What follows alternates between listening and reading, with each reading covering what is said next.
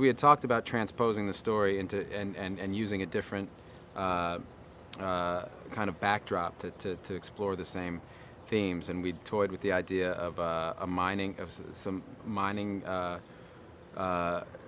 versus salmon issue that John had heard about in Alaska, and we did some research on that and talked about setting the whole thing there, and then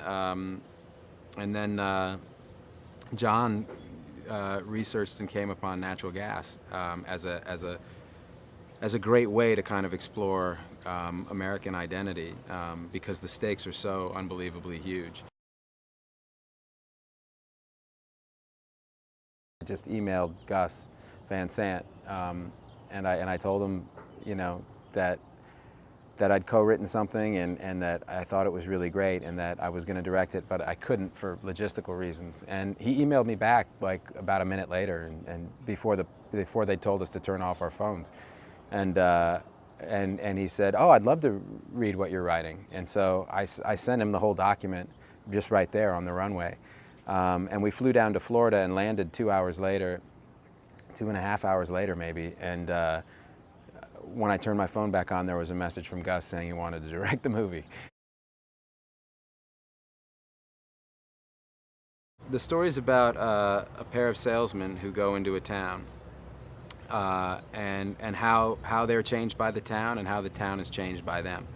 And basically, in a nutshell, that's kind of what it is.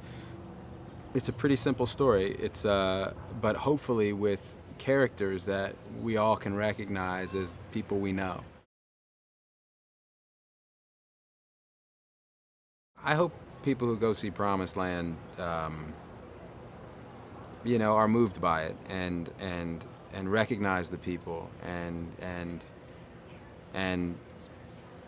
you know, come out thinking about it's not meant to give you any answers. It's actually just meant to catalyze some conversation and reflection, because it really asks more questions than it answers, but they're important questions, I think, that we all need to be asking right now, and so, but I hope it's entertaining. I hope people laugh. I hope people get choked up. I hope people love these characters as much as we do.